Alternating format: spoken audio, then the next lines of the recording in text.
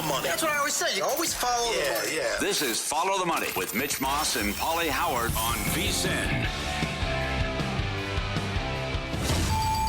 It's time to play everyone's favorite Follow the Money game. Live from the VSiN studios. Hey, guys. You ready to let the dogs out? This is door number 1. New high score! What does high score mean? New high score, is that bad? What's that mean? Should I break it? Or door number 2. Get nothing! You lose! Good day, sir! Here's Mitch Moss and Pauly Howard. All right, Pauly. The more that Scottie Scheffler dominates, the more we hear comparisons to Tiger Woods. At times, he does play and is crushing the field like Tiger did. So door number 1, we get to relive Tiger's career, starting all over again. I would say slow down on that, right? I would too, yes, absolutely. Although the field of golf is much better than when Tiger was playing. Yeah. But starting, let's say, next year, we can relive Tiger's career all over again. It starts out, he wins like the Masters by 12 strokes and then takes off. We get to do that one more time. Or door number 2, Mike Tyson's career starts over from the beginning and we get to go through that. Door 2, because there was so much antics in his personal life, which even at the highlight of his career at ESPN, Bill Simmons called it the Tyson zone, where there was a part of his career where it was, you believe anything. If it was about Mike Tyson, you would believe every story or any story about him. And then I also had a friend in high school who would order every single Tyson fight. Same. And it's like, they'd only last 2 rounds. Every time you're like, I can't believe it. It took 90 seconds, he wins again, and you're out $60. But, you know, let this guy pay for it. But it was the dominance and what he did.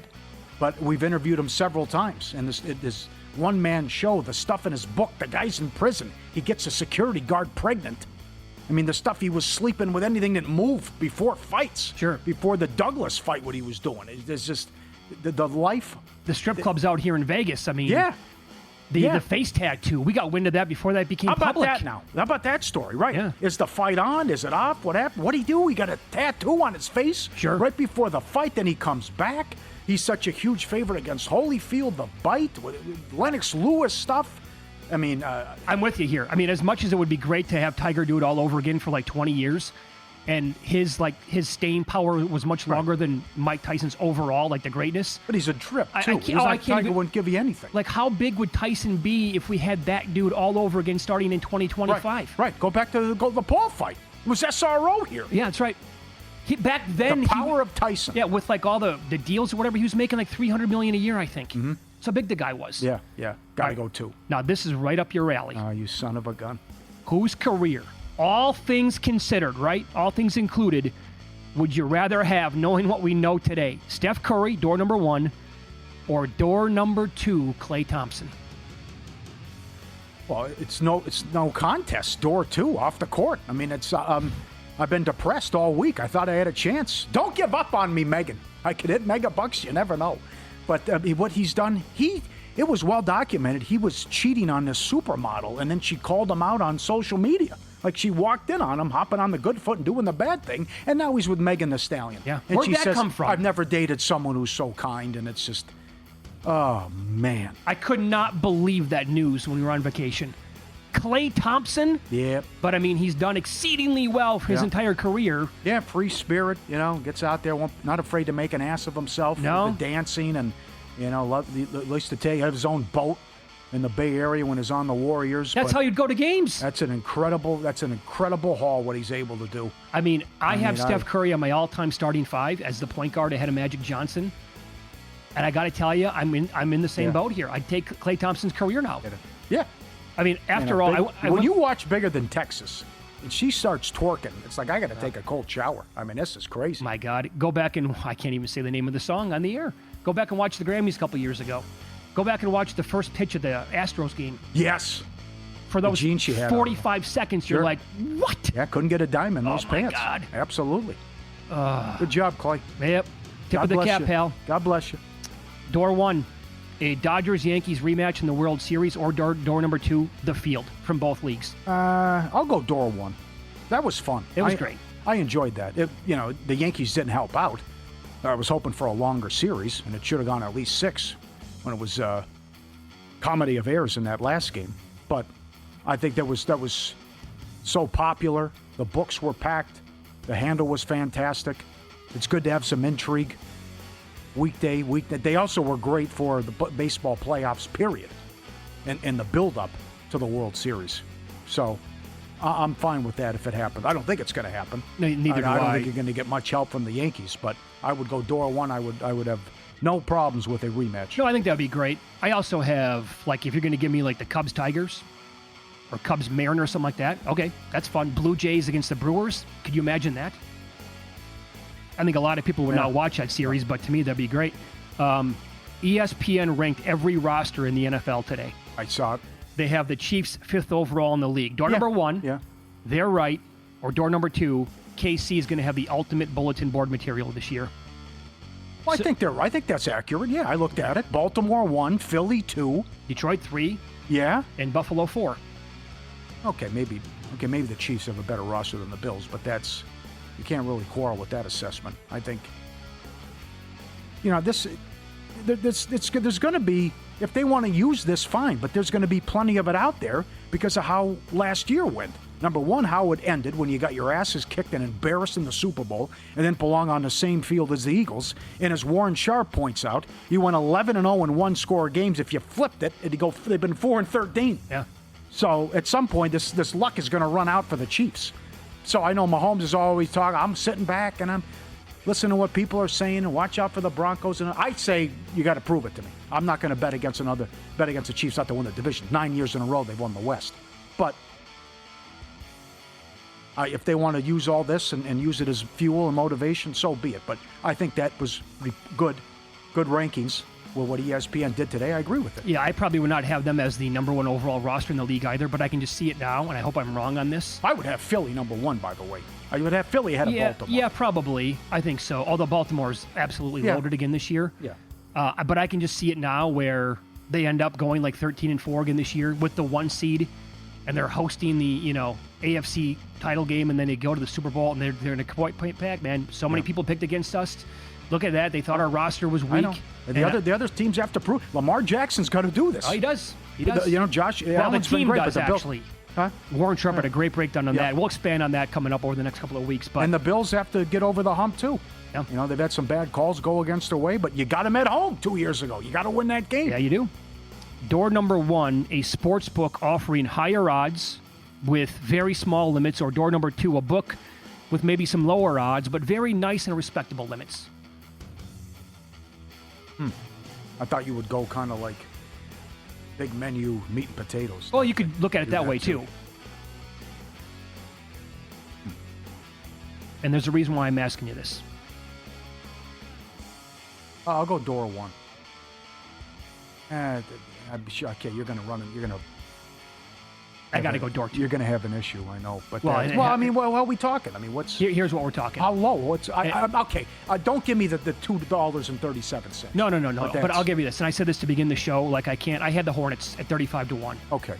To win the NBA Summer League, and so on vacation last week and traveling, I forgot how much money I had on it and which book I had because I made 3 bets. Memphis, I had a bet on Atlanta, and I had a bet on Charlotte, and I forgot how much money I had on Charlotte.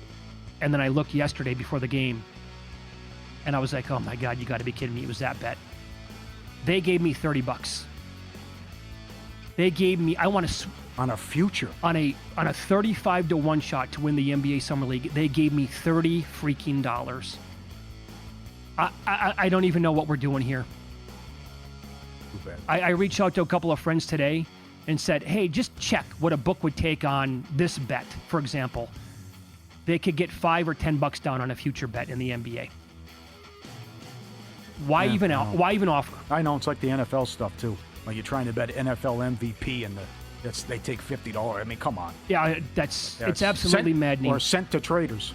No, traders. I recall now the first bet that I tried to get through, and it wasn't much. But it was higher than $30. They rejected it. I'm like, oh my God! Now I got to play the guessing game on how much they're going to allow me to get through, I guess. And they said $30. I'm just like, what? Why? I'll go back to a conversation we had earlier. Door one, elite barbecue, or door number two, elite Mexican food. I think you have the same feeling when you walk away from both. I don't know when to stop. What do you want to go, Italian or Mexican? What do you think? Well, I'd go Italian over both of these. But the feeling that I have because the nachos kill me every single time, but here's the thing, I have a weak spot for nachos. Oh, that was Italian? Thought I had Mexican food on this. Sorry about that. I know, that's an amateur move, and I still do it to this day. Yep. It's like, oh, here comes the guac with the chips. And then you just, next thing you know, get another order here, a little low on chips. And it's stupid. And you just keep shoveling them in, and then here comes the food. You're like, wait a second, I have no more room whatsoever. Uh-huh. That's my fault for the guys in the back. Italian food is what I had originally written down. But Italian food has to be over both of them, right? Yeah. Yeah, the barbecue, that can be sloppy, though, too. Messy. Oh, you're wiping your hands ribs, every single come bite. on, yeah. Yep. Yeah. Door number one. Corn gets stuck in your teeth. You got to floss as you're eating. Yes. Door one, the best movies of the year, or door number two, the best TV shows of the year. Oh, door two, not even close. Totally agree. Go back. The streaming, what's available on the streaming, you get lost. You can't keep up. Mm-hmm. Apple, Amazon, Netflix, Hulu, whatever. Yep. I was watching a recent episode of Hot Ones with Kevin Bacon, the show where they eat hot wings. Mm-hmm. And he was asked about that. He told the host, Sean, he goes, I told my management to never even consider TV shows many, many years ago. Oh. And then he realized that's where all the good writers were going, and they could showcase, and they're like, I got to do this. So we'll discuss the NFL up next. Is Pauly having second thoughts on one of the first NFL future bets he made this year? Let's follow the money on VSiN, the Sports Betting Network.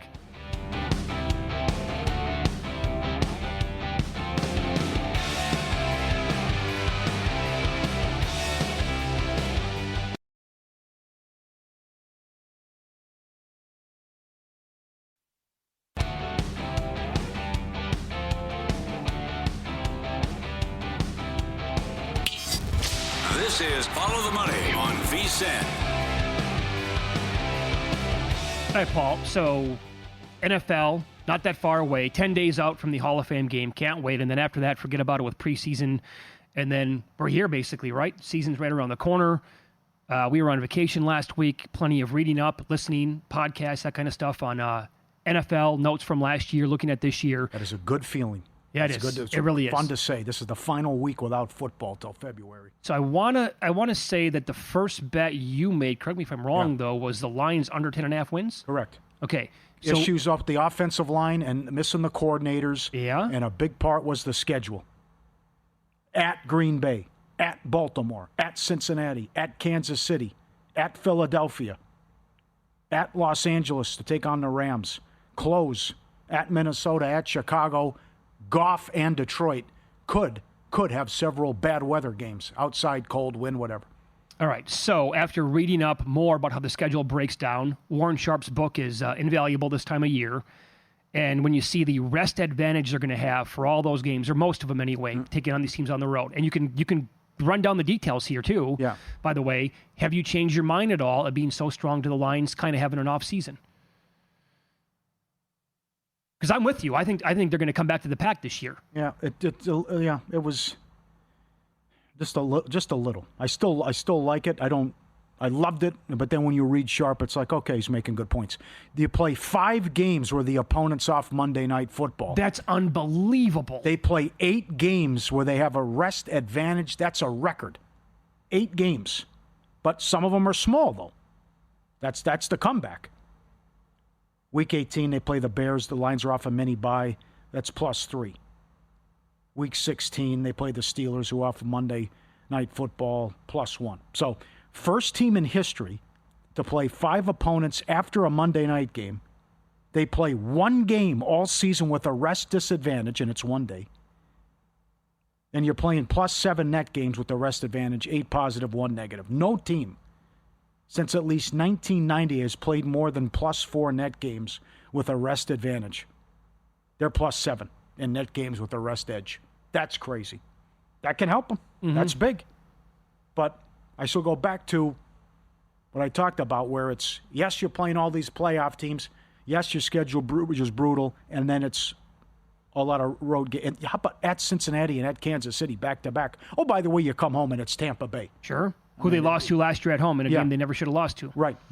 And then you come out of the bye, Minnesota, Washington, Philly. I mean, it doesn't end. And the Bears should be improved. And we'll see if Boy Genius, Boy Wonder can do wonders and help and fix Williams. And I think he can. So overall, when you go back the last couple of years, the NFL really put the screws to a couple of teams with the rest disadvantage, and that's why I look to bet unders in the NFL for win totals more than overs. And last year, one of the reasons why I bet on the 49ers to go under. And that was a team that over the years has been filled with like massive injuries. I actually expected that to come back to the pack last year. It did not. They were still always banged up. And they were just completely up against it with their schedule with a massive amount of rest disadvantage games from like week 1 through the end of the year. And after, reading Sharp's breakdown of it, you're like, oh my God, that's an automatic play to the under on their win total. And it came in. It was just too much to overcome. The injury certainly helped out again. For the Lions now to have all of this in their favor. I mean, the NFL kind of gave them, I think they maybe looked at how many impossible teams that they were playing and said, how can we kind of alleviate that problem? Because if this would have been flipped and would have been similar to the Niners like last year where they were up against it with a rest disadvantage, this would have been the biggest play in my life for the Lions under 10.5 and also alt numbers like below 9.5, maybe even below 8.5. But they didn't do that to them. In fact, they completely reversed that and gave them many areas here when you look at it. And maybe one day doesn't mean that much overall.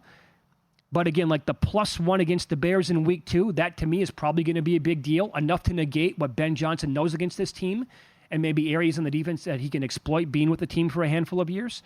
It's +1 against the Chiefs as well, +3 against the Vikings off a Thursday night game, +3 against the Bears later on in the year. Mm-hmm. All that stuff is going to help out immensely for the Lions this year. Yeah, it's good info, but I'm not going to change my mind as a result of that. I still think it's still, even though with that small advantage that they have, it's still a brutal schedule, and I just think the issues with the O-line and losing the coordinators in a tough division, I can't see them getting to 11 wins. Yeah. But I did change my mind on one team as a result of reading Sharp. Not the Lions, but I changed my mind on the Bengals, reading Sharp. You were high on them before? I was high on the Bengals. Oh, yeah. I read about the Bengals. Yeah. Between what's going on with Hendrickson and the fact that how bad was their defense last year? It was one of the worst in the league. Right. That's not the only thing, by the way, that was bad. Yeah. Burrow has been sacked 164 times in the last 4 years, second most in the league. The next line of thinking requires combining blitz rate with quick pressures. The more you're blitzed, the more likely you are to be hit quickly by a defender, Sharp writes. But Burrow has been blitzed at the lowest rate of any quarterback the last 4 years, but no quarterback has been hit by defenders more quickly than Burrow. Sustained 148 quick hits within 2.5 seconds of the snap, most in the NFL.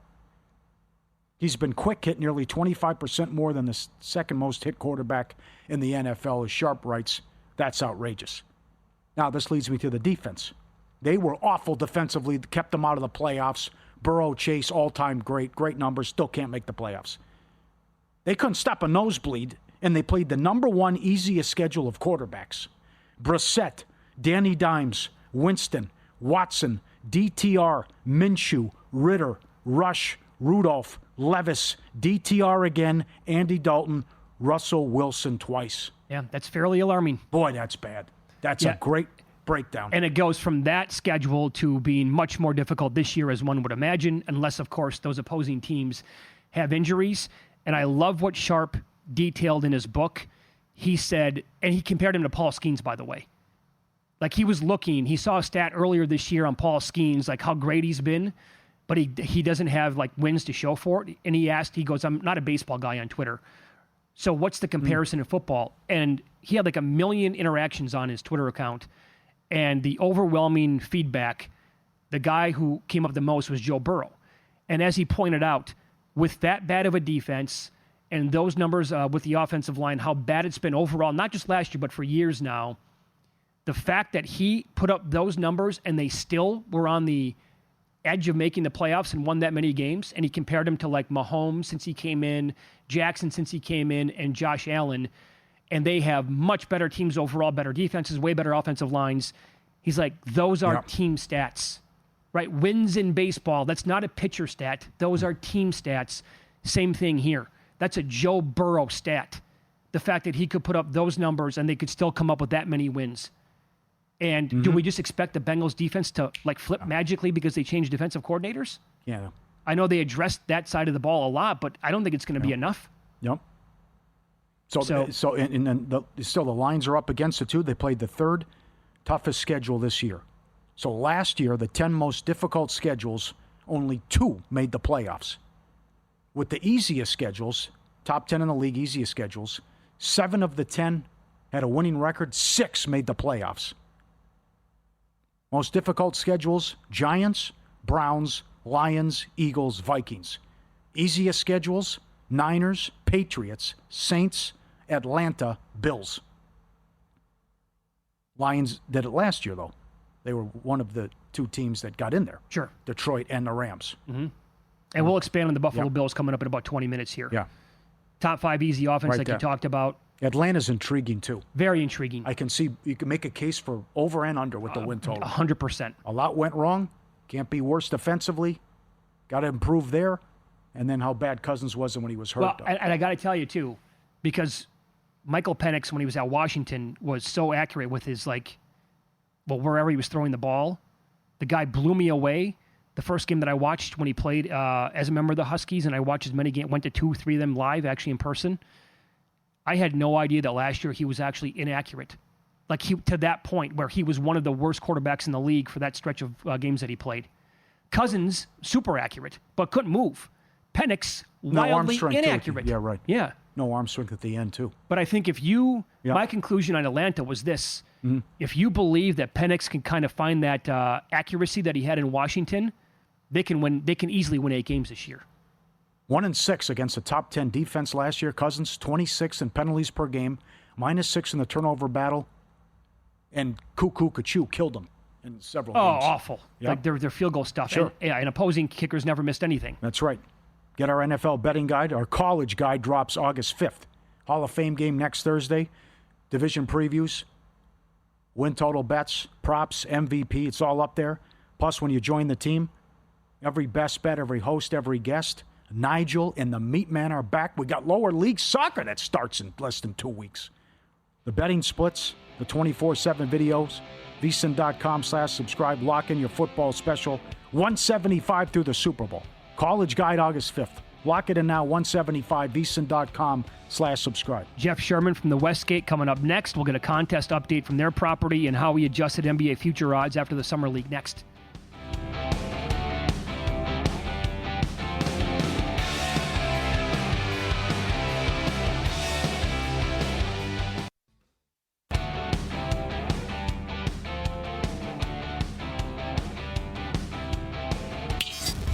This is Follow the Money on VSiN. Welcome back. We're live downtown Vegas. Circa Resort and Casino was a spot. We're going to head across town here in Las Vegas now. Jeff Sherman joins the program from the Westgate Superbook. He is the VP of Risk Management, and he is on the Progressive Guest Line. Jeff, thanks for the time today. How are you? Doing great. How's it going, guys? Doing really well. You're in charge of all the golf numbers over at the Westgate, and you closed Scottie Scheffler at 6-1 to win the Open Championship, which he did in flying colors yesterday. What kind of a result was that for your property? And B, can you see Scottie getting in the 5-1 territory at all in any event next year? Well, first of all, Scottie was a solid result for us, one of the better ones in the outright market. I kept inching him up till he reached 6 on Wednesday, before the tournament.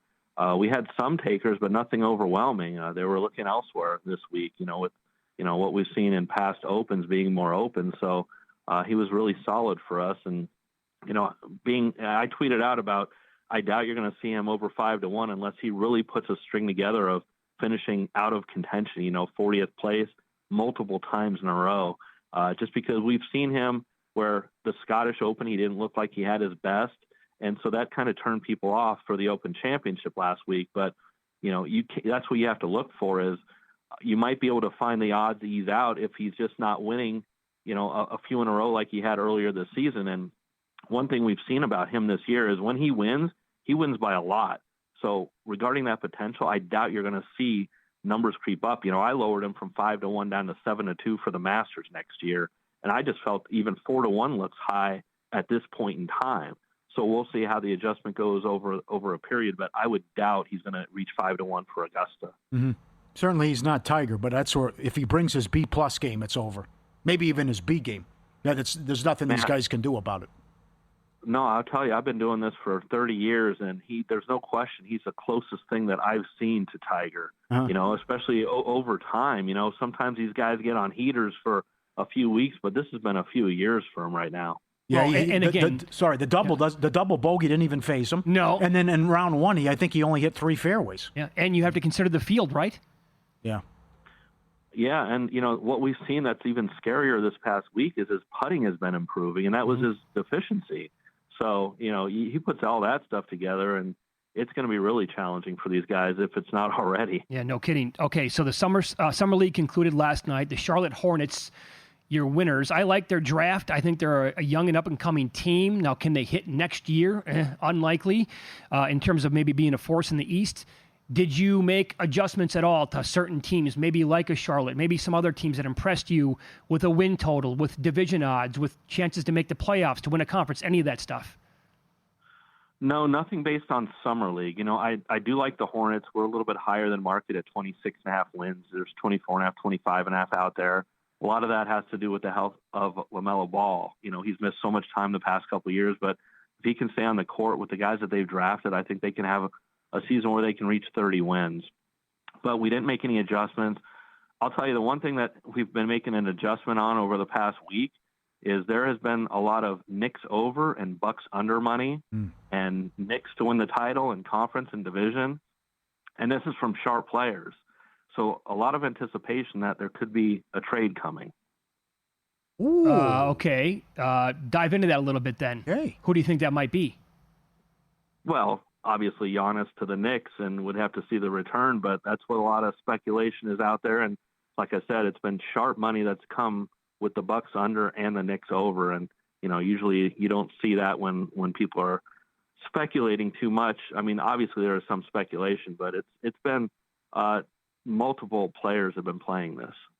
Okay. Yeah, Wow. I was going to say Giannis for Cat, and then maybe something else along with that, obviously, from the Knicks side. Well, it'd have to start with Cat, and it could be Michael Bridges, maybe OG. They don't have much draft capital, so it could be a third team involved, something like that. But something to keep an eye on that could happen later this summer. How about How about Rookie of the Year, by the way? Yeah. Any major adjustments there? Yeah, there has been some based on what we saw in the Summer League. VJ Edgecombe, he dropped. He was around 25-1. He's down to 10-1. Colin Kneppel, he's had a nice Summer League, nice game last night. Down to 30-1. He was higher. The two larger moves too. Nick Clifford down to 40-1, and Hanson Yang 40-1 for Portland. He was very popular. So you've seen some movement in that market based on what we saw the last couple of weeks. That kid might not be bad. There was a lot of mocking him because he was in the crowd, whatever, with the draft. But that kid might actually can play. Any movement on the Clippers? And did you upgrade them based on getting Beal and today Chris Paul? Yeah, there has been movement on the Clippers, and they're down to 18-1. Chris Paul, no effect on that. But the Beal addition, they got these guys on such a cheap contract, and just to plug them in with what they already got, they made the trade for John Collins, getting rid of Norman Powell, which I'm not a Collins guy. They signed Brooke Lopez, but so they have some depth on the team. Yeah. An older team, obviously, but they have a lot of depth, a good starting five, some depth, a starting point in the Pacific Division now. So I had the Lakers as the favorite for the Pacific Division. Now the Clippers are the favorite for that. So some respect from the Clippers odds being south of 20-1 now, and adjustments throughout on them. It's a deep roster. I know they have, but when I'm watching the four-letter network and a guy says they're title contenders now because they get Beal, I mean that's just crazy. No, I mean the guy was on the Suns team; they won 36 games. Yeah, but I can't get there. No, there's no way. Now Harden's still on the team. Yeah, I mean, right. you know what he's going to do in the playoffs, which is nothing. No, they're still looking quite a far ways up. Obviously, Oak City, but Denver and Houston, I have pegged pretty far ahead of them too at that point. So, I mean, if things went well, you're talking about 4th seed in the West. Yeah. Probably, yeah. Okay. But by the way, back to that Bucks-Knicks thing for 1 second here. If that would be kind of the deal that you're talking about, Cat, Bridges, OG. That's too much. For Giannis, I'm not rushing out to bet the Knicks for a second. I think it should be flipped. I'd bet the Knicks under and the Bucks over. Yeah. Yeah, I don't think it wouldn't be all three of those players, but some combination of them. But we'd have to see. But that's, like I said, that's what the players are doing right now. We're down to 41.5 on Milwaukee from 43.5 and up to 54.5 on the Knicks. So 54.5. They're definitely going their separate ways. Where do you have the Knicks right now compared to the Cavaliers in the Eastern Conference? Well, I have them the same. I have them each at 8-1 for the title and 5-2 for the conference. And we did take, like I said, sharp money on the Knicks at 10-1 for the title and 3-1 for the conference. So it's brought them closer together here. But if something like that were to go through, then obviously there'd be further adjustments, and the Knicks would be ahead of the Cavaliers. Do you think there's are you still high, or think there's value on the Sixers in light of the bad news they received on Paul George? I still think there is value because it's low risk, high reward with that team. And, obviously health, almost like the Dallas Mavericks, there can be in the same conversation with them. But when you can find the Sixers 35-40-1, and you don't have to put up too much for a reward like that, and they can get some fortune on their side with some health, starting with Embiid. But VJ Edgecombe looks nice. He had a couple good games in the summer league, and if they can plug him in, the other pieces are nice there too. So, I doubt it will be, a season-long thing with Paul George, but they have a lot of other pieces there that in a watered-down Eastern Conference, they can make some noise. Let's follow the money here on VSiN, the Sports Betting Network. Our guest, Jeff Sherman, over at the Westgate Superbook. Can you give us an update on your football contest this year for people who don't know? The original Super Contest, now $1,500 to get in. You're offering a brand new college contest this year and a $5,000 Survivor contest. How's it looking? Yeah, we have like you said, the Classic Super Contest, $1,500 entry fee. We have 74 entrants so far on that. We have the Super Contest Gold, which is a $5,000 entry fee. Same format, picking 5 against a spread there. There's 6 entrants there. We have the Survivor, which is $5,000 entry fee.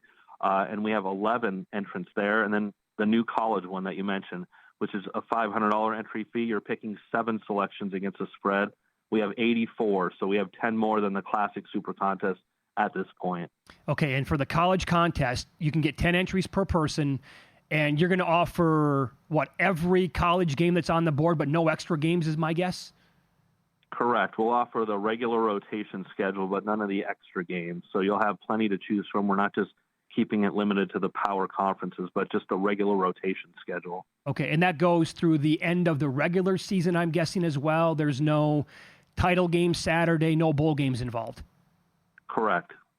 Okay, and I think when you came on a couple weeks ago with us, you threw out a pretty decent number that you thought you could get to. Do you think you get a couple thousand for that, I'm guessing? I'm optimistic for that, and I think we'll see a lot of late entries on something like this with just the $500 entry fee. So right now there's just a separation of 10 between the college and the Classic contest, but I think it's going to get wider and wider as we go on. Yeah, agreed. All right, Jeff, thanks for the time today. We appreciate that. Anytime. Thanks, guys. Yep. Follow him on X. He's at Golf Odds. Betting on sports, why not try the races? First Bet lets you wager on hundreds of races every day from top tracks across the U.S. and around the world. Sign up firstbet.com, promo code VSiN200. Get a 20% rebate for your first 60 days. Up to $200. Head to firstbet.com today. We'll dive into a team that I'm super strong on this year in various betting markets, but the more I look at last year's numbers, the more issues I see for this season. Coming up on Follow the Money, it's VSiN, the Sports Betting Network.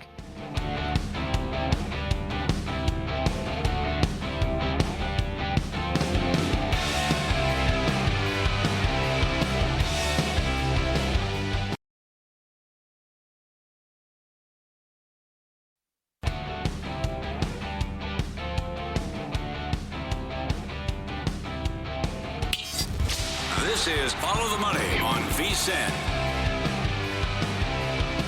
All right, Pauly, we ran down a few teams in the NFL earlier this hour. Again, one of the first bets you made, Lions under. And the more diving into the numbers that we go from last year, looking at the schedule and trying to get some bets in before the season starts coming up in about 6 weeks or thereabouts. Maybe changing our mind on some of these. This is not the first bet that I made the entire year, but I've been adding a lot of Bills, like division prices, also to be the 1 seed in the AFC on crossport parlays. And one of the reasons why we touched on this briefly is because they have a top 5 easiest offense, believe it or not, with that many wins last year, division-winning team. Because the division on paper is so weak, they have one of the easiest schedules in the entire league. But the more that you dive into it, you're like, they really had a lot of things go their way last year. Yeah, but that's, top 5 easy schedule. Everyone picking them to be the 1 seed. I think that'd be huge for their chances to get to the Super Bowl. But it was it's also the luck and turnover factor, which I don't think is sustainable. The best turnover margins by year over the last 5 years. Bills number 1 last year, plus 24. 2023 was plus 12. 2022 plus 13. 2021 plus 14. 2020 plus 11. So 10 higher than going back the last 5 years, at least 10 higher than any of those previous seasons. Yeah. And then as Sharp writes, to put it in context, let's look at the Buffalo Bills. Their own turnover margin since 2020. Plus 24, plus 2, 0, plus 8, plus 4. Expecting anywhere close to that this upcoming year would be foolish, and it's not going to happen. And there have been 14 teams that have a plus 20 turnover margin or better since 2000. Those teams won an average of 12.5 games. But the season after, you fall back to earth. Their average turnover margin the following year dropped from plus 23 to plus 5, with only one team even exceeding a plus 10 turnover margin. Their average win-loss margin fell the following season by 3 full wins. They won 13 incredible. Last year. Yeah. Right. Their win total is now 12.5 this season. But I think they're so good and the division is so bad, and they could take advantage of this schedule. Still, but that's, Are they going to win 9-10 games? I can't. That's still a big drop, though, with what they're facing. I want to go back to ESPN ranking their best rosters in the entire league from 1 to 32 earlier today. Do the Bills really have that amazing of a roster is my question. Like, overall. They have number 4. Yeah, I would have Kansas City bet higher. I also have my concerns about the defense. But are you going undefeated against the division? I would say likely. They should go 6-0 or 5-1 against the division. Yeah, the Week 18 might be meaningless against the Jets. Yeah, that's fine. Yeah, right. That could be possible. Uh-huh. Allen, I think, kind of has to be Superman again this year, which I fully expect him to be. Yeah. That could be 28, 30 passing touchdowns, I think, in that neighborhood. Yeah, but look at that start. Look what they... So you got the great game Sunday night, Week 1 at home against the Ravens. Mm-hmm. I mean, if you win that, look what's... Jets, Dolphins, Saints, Patriots, Falcons. Oh, no, up until the bye, and even after the bye. I mean, they're going to have a full week. The Panthers in Week 8, the Panthers don't have a bye in Week 7. So the Bills are going to have a bye week to go to Carolina, and that's after playing at Atlanta. The Patriots, that game is huge, Week 1. Yeah, if they win that Week 1 game against the Ravens, and they're at home in that game, and it's kind of like a pick 'em. They're a very small favorite in that game. But if they win that, they have a very nice path to forget about the division. We are talking about the conference or the 1 seed overall, or maybe even the most wins in the entire league. And Baltimore has the toughest schedule in the first 6 weeks. That's why another reason why. Sure. You get that game. They actually need to hope the Ravens start like 3-3, and one of the losses is that game. That's in play. Because Baltimore's schedule clears up after that, obviously. Yeah. And Baltimore at Buffalo Week 1. This also surprised me from Sharp that it was this low. Teams going back off a road game Sunday night or Monday night are 44% ATS in the next game. That's surprising. Yeah. Yep. But overall, by the way, even like the back half of the schedule from, we'll call it the last third of the year for them, at Pittsburgh, Bengals at home, at Patriots, at Browns. Again, this is a cold weather team in Buffalo. Philly at home, Jets at home. Look, I mean, I know the Patriots, they have this, season filled with super high expectations because of how weak the schedule is. Vrabel's coming over as their new head coach. There was some, a couple of reasons why you had to like Drake May last year, obviously. But to go along with the first 6 games and coupled with their last 6 games, man, that's an excellent path for this team. Can Cook rush for 16 touchdowns again this year? I say no, that's not going to happen. But also we might see like the emergence of one of his wide receivers in Keon Coleman this year to take over as maybe like a true number one overall for Josh Allen, who he's never, I know he had Diggs for a little while, but after that it's been like, who's he throwing the ball to here? I don't think it matters. I think he's I don't think good. so either, yeah. And they're better when they're spreading it around. And remember, that was the philosophy was everyone eats. Now you got the prima donna out there. He can hang out with Cardi B and show flash the pills on the yacht and be a distraction. Good riddance. Yep. So I think overall, Baltimore, me personally, I think Baltimore KC might be better. But I just, in terms of roster. Well, Baltimore outplayed them. They blew the game. Sure. But again, you cannot argue with the schedule this year. No. They're going to have a couple of spots where they're going to be up against it in terms of disadvantage with the rest. But all teams do in certain parts, obviously, of the schedule. This is, unless Allen gets hurt, if this team wins like 10 games, that's it. And they're the 4 seed overall. That's a disappointing regular season, in my opinion. I mean, they have to be right around where their win total is this year at 12.5. And to me, this team clearly can win based on who they're playing.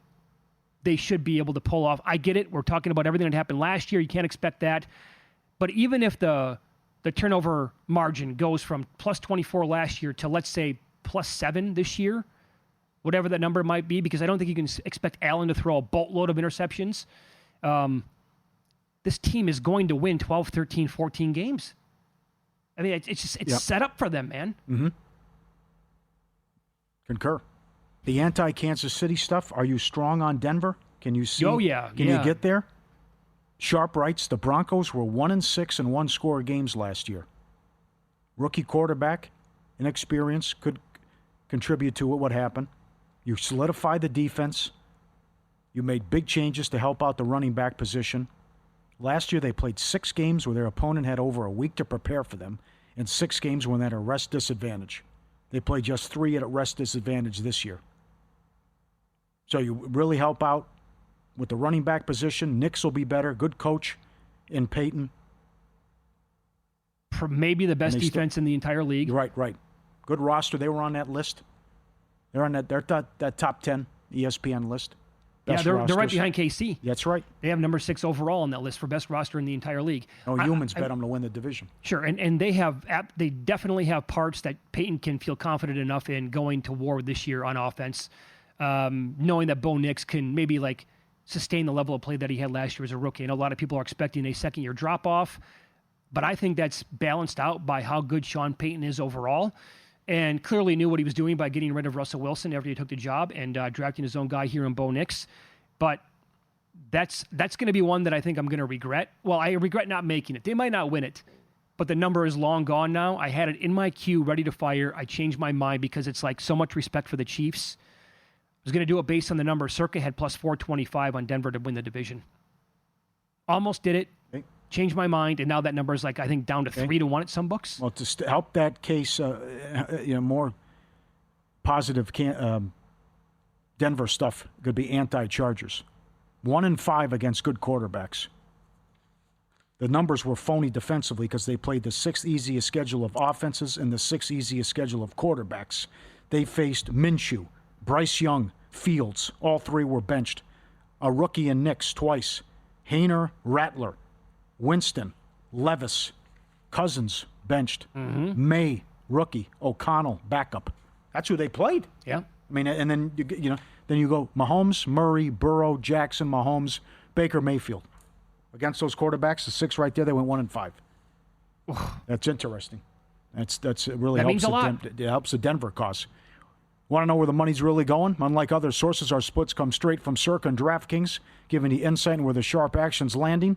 See the percentage of bets, first percentage you handle on every game across every major sport, helping you make smarter, more informed bets. Get VSiN's exclusive betting splits as little as $9.99 with your first month. VSiN.com/subscribe. Everyone loves it. Get it now, $9.99 for your first month and get the splits. VSiN.com/subscribe. It's Follow the Money here on VSiN, the Sports Betting Network. You can always get in touch with the show on X at VSiN Live, at Mitch Moss Radio, at Pauly Howard. Final hour of the program coming up today. We'll go heavy baseball, including some props, and also weekend betting takeaways and how the numbers have changed for one of the hottest teams in Major League Baseball next here on VSiN.